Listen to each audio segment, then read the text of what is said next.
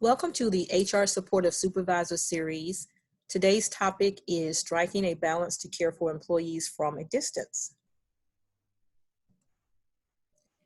So when we talk about this topic of caring for your employees from a distance, one way we want to think about that is in a very creative way.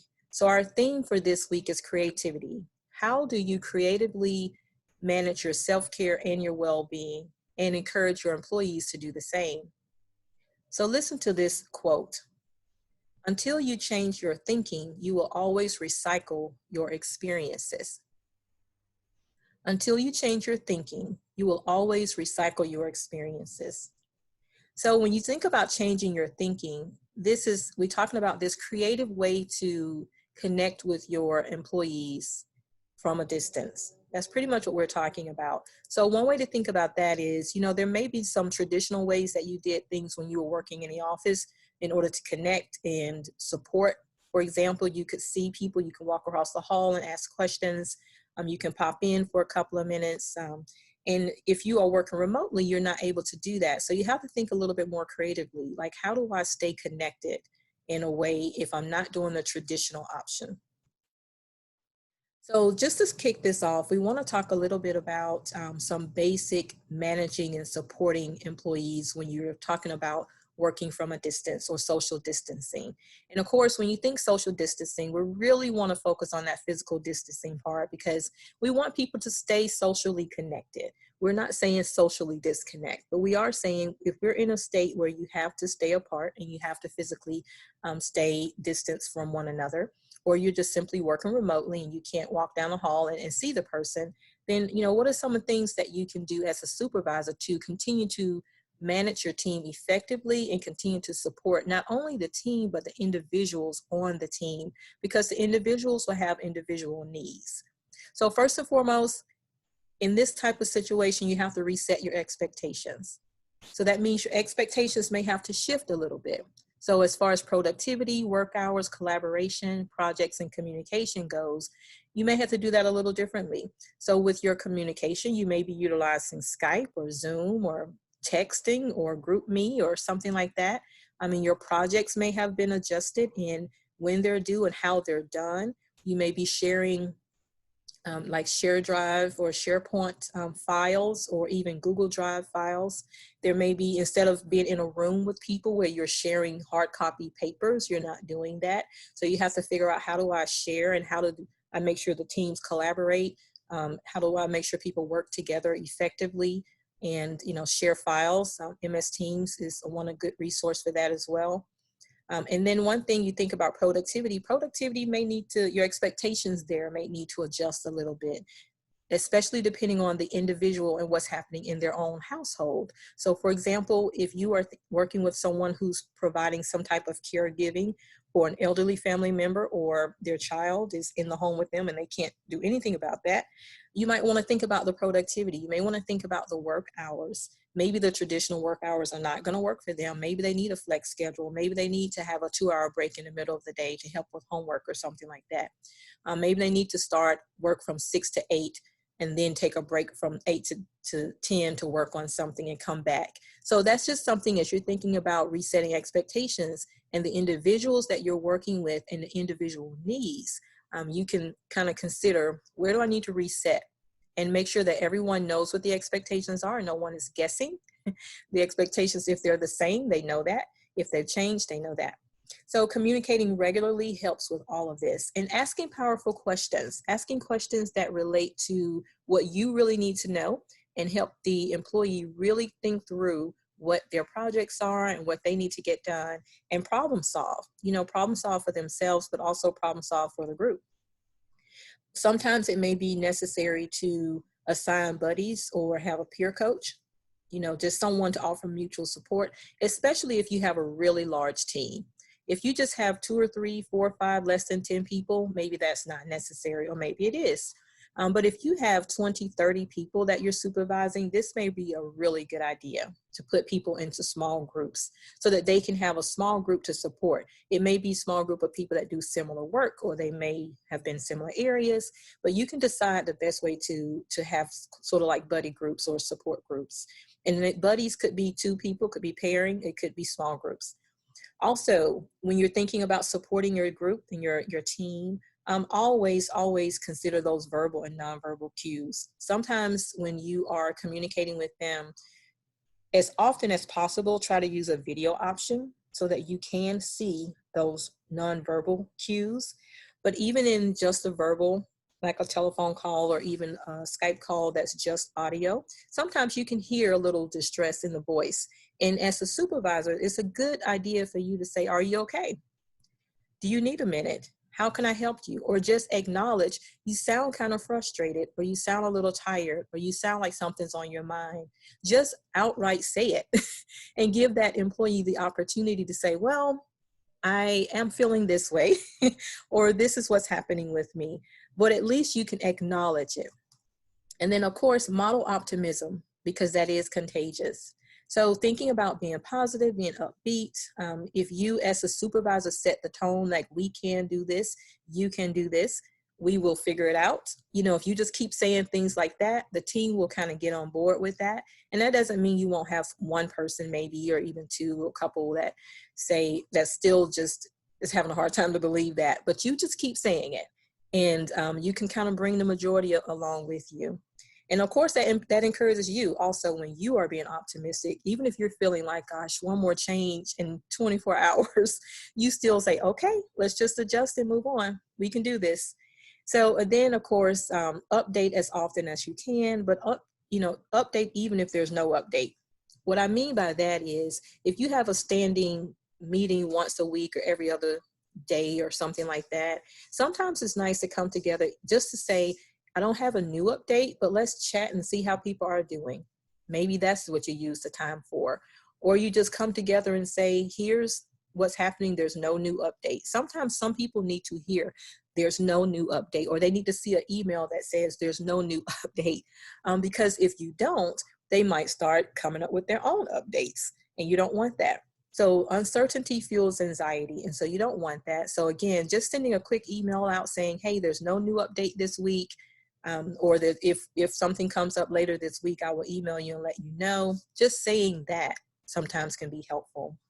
And then support continued learning. If this is an opportunity where they can take webinars, do webinar training, or maybe there's some training through My UK Learning that they can participate in, that they've been needing to or wanting to participate in, this could be a good time for that. And then share learn lessons. So as the team is going along and everyone is figuring out the best way to work remotely, we're all learning lessons along the way.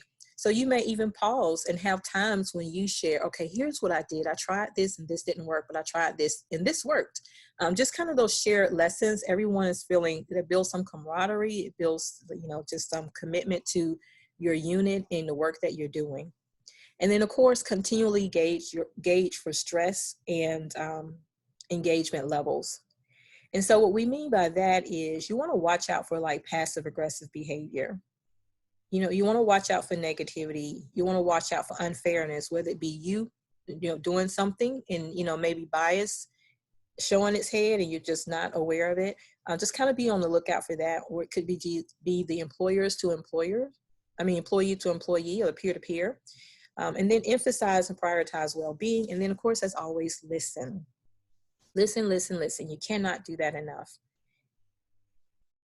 So when you talk about supporting from a distance, this is kind of a fun thought to think that you may have to learn the ropes of good leadership all over again, because you may have gotten into this pattern in a system and a routine of how things work and work really well when you're working in an office space or just a different structure, but now working remotely and having to kind of figure things out, reprioritize and so forth.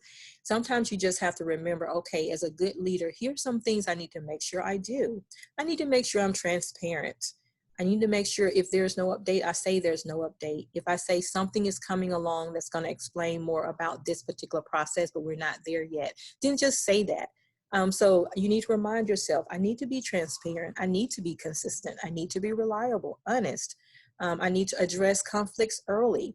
I need to anticipate challenges or problems. So if you are sharing changes or or upcoming updates and things with your team, maybe sometimes pause and think, okay, how are they going to respond to this when I share this? Based on what I know about the team, based on what I know about the individuals, is there a better day or time or way to share this information? So just anticipating what may be some challenges and then thinking about in advance how you may address that. Backup plans as often as possible. Listening to the employees. If they say, I don't think this is going to work, or we don't like meeting 3 times a week, we prefer to meet twice a week. That may be an opportunity for you to say, oh, okay, well, maybe we can just meet twice a week. What would be the pros and cons of not meeting 3 times a week? And if you can't come up with any good reasons to keep meeting 3 times a week, then just meet twice a week. So sometimes just because you have the great idea as the manager or the supervisor, when the employees are letting you know this isn't working, we need to rearrange this agenda or whatever the case may be, listen, take it in, make some adjustments. You'd be amazed at how much buy-in you get from your team by them hearing that not only do you listen, but you actually take it in and you implement. So of course, everyone needs to know their products and their customers and take care of the team, be flexible when possible. That flexibility could be we meet 2 times a week versus 3 times. We rearrange this agenda, things like that. Sometimes there's places where you can be flexible, and basically whenever you can, it's a great idea to be. And then check in on basic needs. Be intentional with your check-ins. So when you are hopefully everyone's having at least some sort of a bi-weekly or some sort of a one-on-one meeting with their team members at some point, even if it's quick, 15 minutes, this is your time. Just you, what do you need? Because people may not always want to share their individual needs or stories or what have you in a big group. Even if the group is very talkative and they share a lot, that does not mean that they want to share everything in that setting. Plus, sometimes there's great bonding that can happen with the supervisor and the employee in the one-on-one. They get to know you better, you get to know them, there's no distractions. So these intentional check-ins can be great. And that's a wonderful time to talk about self-care, how they're doing, if they're lonely, feeling isolated, what do they need? If it's something that you can assist with or it's something external, do they have some mental health needs? I mean, are they feeling stressed or anxious or nervous or whatever? Even grief, there may be some things that they're dealing with grief from, something that has nothing to do with work. Physical health, are they taking care of themselves? Are they sleeping? And then you can also kind of check a little bit on engagement by asking those powerful questions. You can figure out, like, how engaged is this person? Just by some of their comments or lack of sometimes also is a good way to gauge that. And then you think about being inclusive. When you are doing your intentional check-ins, that's your opportunity to kind of get feedback from that person, acknowledge them. And in a group setting as well, you want to acknowledge each person, and say something to each person. Even if you're saying, how is the group doing? At some point in that meeting conversation, you need to single out, as if you can, each person and ask them something, or this person, each person, how are you doing? How was your weekend? How was this? Or follow up on something they shared with you. How did the gardening go this past weekend? Something like that. Just that's part of your being inclusive and like acknowledging the individual and making them feel like a part of the team. And of course, being aware of any biases that you have. You could have some bias towards people that talk a lot versus people that are quiet. You may have biases towards people that have been there for a while, or the go-getters versus the people that need a little bit more help. And that oftentimes is, unconscious bias. Is usually not intentional. But as a supervisor and you're trying to be inclusive and you want to make sure everyone feels like they belong on your team, you have to be really, really careful and really noticing how you're interacting with everyone in the group and individually. Because believe me, they probably notice. So that's something to keep in mind. Also, in your check-ins, you're making sure that they are on task with their workload and projects. Make sure they don't have tech needs, because sometimes just by asking, is everything working with your equipment? Are you having any trouble? And they may go, well, come to think of it, this is kind of slow, or this isn't working as well. Sometimes when you ask the big question, people won't speak up. So sometimes those powerful questions, just being very specific, can be very helpful. And then the Zoom overload and exhaustion. Many of us may be getting to that place where everything is on Zoom or Skype or MS Teams or some other platform. And so there's a lot of, face-to-face time with the computer screen of some sort. So being intentional how you take care of yourself and kind of walking away from that. When you are not on a meeting, maybe going outside for a 2-minute stretch and just kind of look up, come back. It could be a game changer. So supporting from a distance, making sure that your team, whenever possible, can contribute to the team goals is important. And acknowledging accomplishments is really important as well. Everyone likes to feel like their accomplishments count and that they are, even if it's something as simple as they help someone else with the project, just say, thank you for helping, appreciate that. You helped this go faster because we were working together. Or the individual may step up and do something. And then also think about the accomplishments, not only as finished products, but also just being positive, upbeat to the team. So those are ways you can acknowledge and support your team from a distance. You want to also be on the lookout for burnout. So, this is a place where when you're working remotely, you really have to monitor your own personal routine, and you really have to start and stop work when you're supposed to, and take breaks and things like that. So, making sure that you're encouraging and asking questions to make sure that your team is maintaining some balance and some well-being, and they're not just working just because they can, and they don't have to commute for 40 minutes now. So now they're just going to work an extra 40 minutes. So you want to think about that. And reach out to the members as often as you can. And keep in mind that also depends on the individual. So if you have a new employee versus someone that's been working for a long time, the long-time employee may be pretty independent and they may feel like, I know my task, I do my task on time and I'm good. You can check in with me once a week or twice a week really quickly and I'm good to go. A new employee may need to be checked in on more regularly. And so that's just, and maybe explain to them why you're checking in on them. Just saying you want to support them, you want to make sure you don't have any questions. And if it's a 5-10 minute conversation, they may feel like, oh, that really was just kind of a checking in to see what I needed. And it's okay. So movement throughout the day, sometimes if you can have a walking meeting, put your earbuds in or headphones or even your phone and just walk and talk for 15-20 minutes. That's a great way to get up and move. Or just, stretch in between meetings and so forth. Just keeping in mind movement is still really important. Also prioritizing workload to prevent burnout. So keep in mind, this is what we're talking about, to prevent burnout. Thinking about, sometimes it's easy to get caught up in the easier task, maybe even not even sometimes what you really need to do. So prioritize and do those absolute must be done today tasks.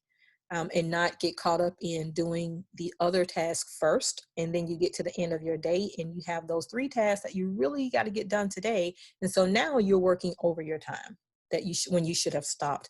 So sometimes that's just an adjustment that needs to occur. And if you're talking to your team members and they're saying, I keep working over, you may just ask, so tell me a little bit about how you go with your day. How do you prioritize your tasks? What are you doing first? And you may just kind of talk through making sure that they're getting those priorities done first, so that if it is, say they get off at 4:30 and it's now 4 o'clock, and then they've already done their true priorities for the day, the other things can carry over to the next day and it'll be just fine.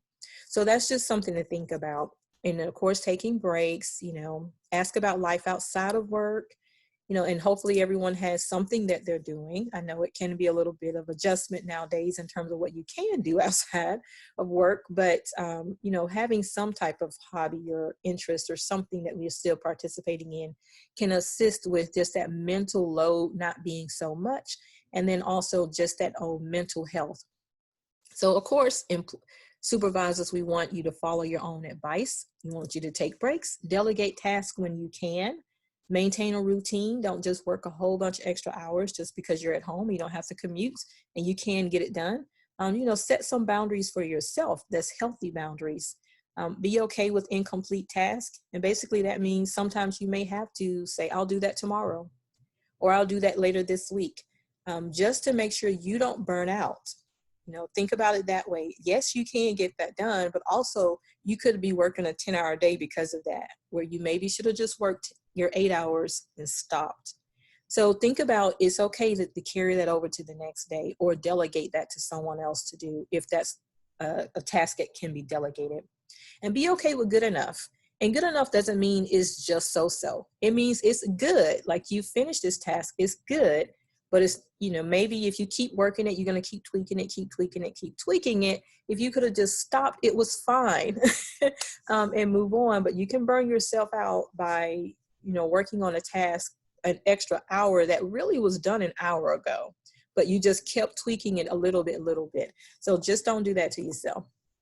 And then here's the last point we want to make when it comes to supporting your employees from a distance.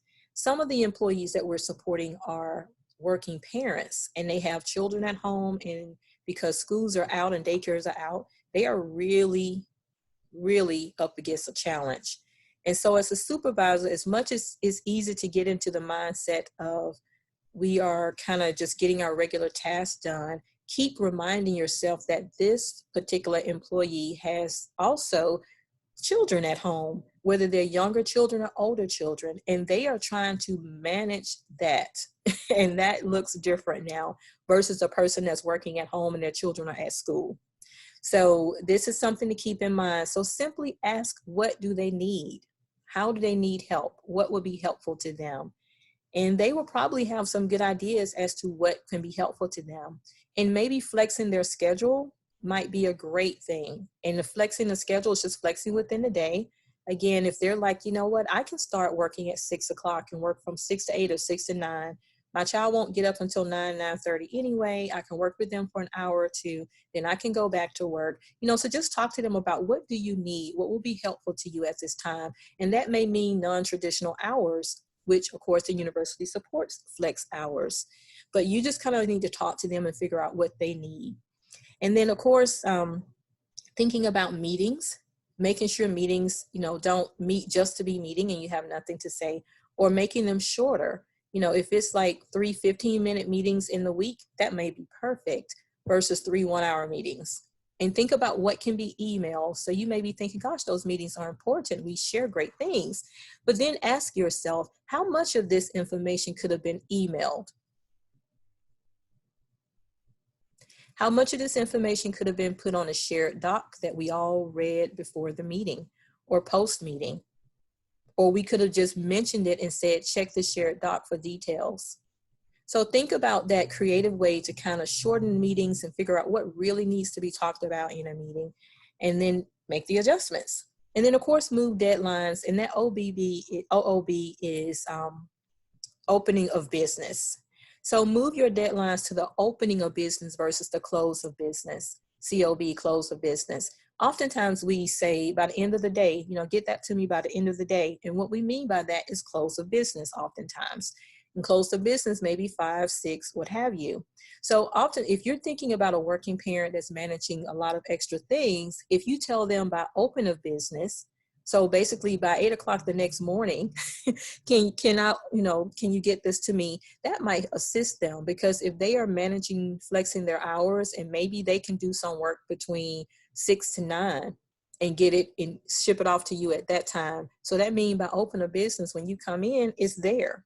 So just think about that part. And then keep in mind that they as far as commitment, you're showing a commitment to a new way of doing things, clear and individualized expectations, consistent communication, understanding, and compassion when it comes to this working parents and what they're dealing with. And you may be one of those. So you really understand. And also remember, these parents are learning new balancing acts.